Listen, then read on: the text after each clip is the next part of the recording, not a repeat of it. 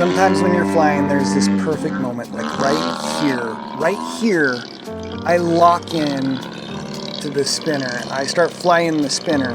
There's this perfect equilibrium and I have total throttle control.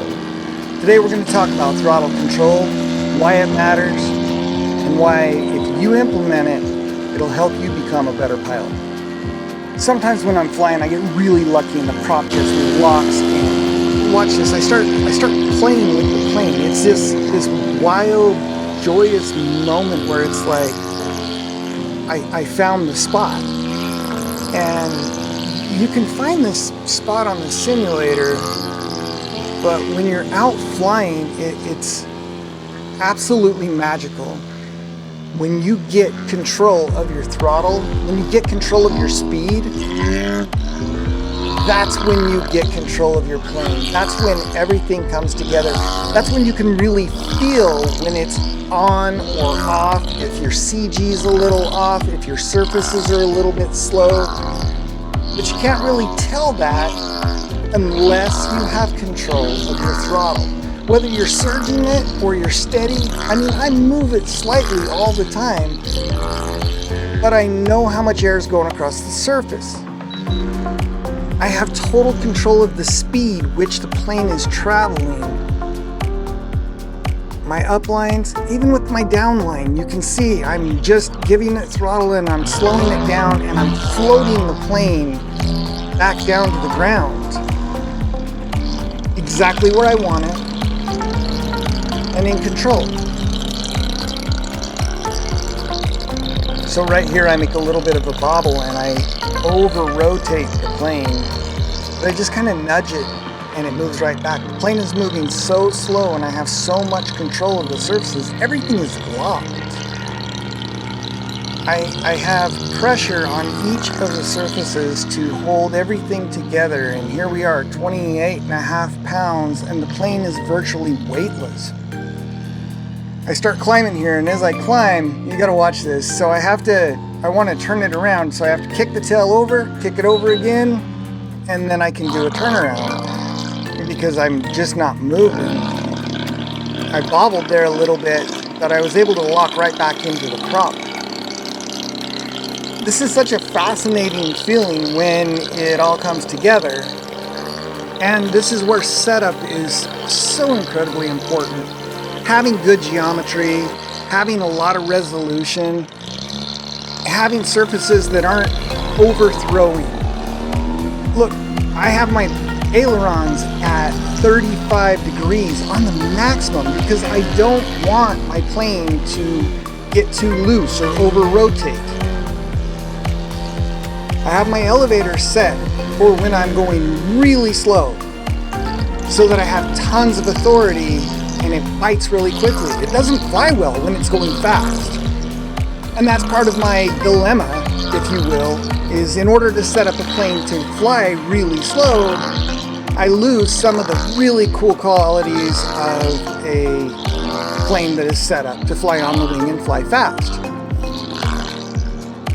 My plane is not tail heavy, it's just balanced perfectly so that there is equal control whether I'm inverted or upright or in knife edge, it is solid.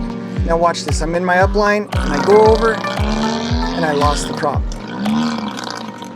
Now see, I go back and I'm trying to have to float and try to get a hold of it, but I lost control and I don't have that equilibrium that I still had. You can see I've got wing rock, I've got a lot of shifting around, and it takes me a little bit, and then finally I can push the tail down in enough that the plane kind of locks back in. But it still takes me a minute and to get back to that plane center. You can see here I'm wobbling a little bit, and then all of a sudden it just zeroes out. And when it does, you can truly feel each of the surfaces in your fingers, and you have control. Like you can, look, I just roll out here and I'm not even afraid. The plane is in control and it's not fighting me at all. So when I'm hooked on the prop, or I always call it flying the spinner, it takes a tremendous amount of concentration. It really, it's somewhat exhausting, and I'm so hyper-focused, even the smallest distraction, really, I struggle with it. And so when I bobble or I have a couple of mistakes in a row, a lot of times I'll just go up and just kind of clear my head before I go back in and try it again, and just relax, just breathe. Look, I'm not the best pilot. You may not be the best pilot. It doesn't really matter. What matters is that we get out and we practice the things that are important.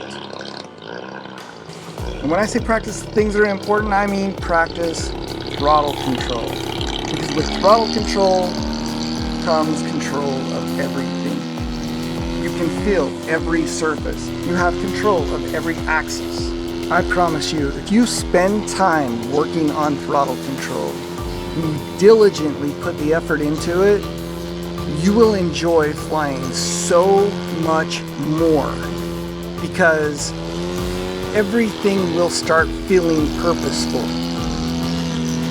You don't have to fly slow, you can fly fast, but you have to be in control. And the only way you can be in control is to control the speed at which you're traveling. To control the amount of air that goes across the surfaces that guide your plane. With control of the throttle, you gain predictability. Your plane is so much easier to get out of a bad situation because you can just bail out by throttling up. Again, I don't care if you surge the throttle or you use a steady throttle. What you need to do is make sure that you're moving the throttle so that you're providing consistent air across the tail. If you're not getting enough air across the tail, you may want to consider another prop. If you're getting too much air across the tail, you may want to consider moving the CG a little bit forward. If your plane feels jumpy, you may want to add a little expo. If your plane feels loose, you may want to remove some expo. That's how you find the balance. Regardless of what maneuvers or aerobatics you decide to practice during your flight, if you want to be a good pilot, you've got to practice throttle control throughout your flight. Until next time, please like, share, subscribe.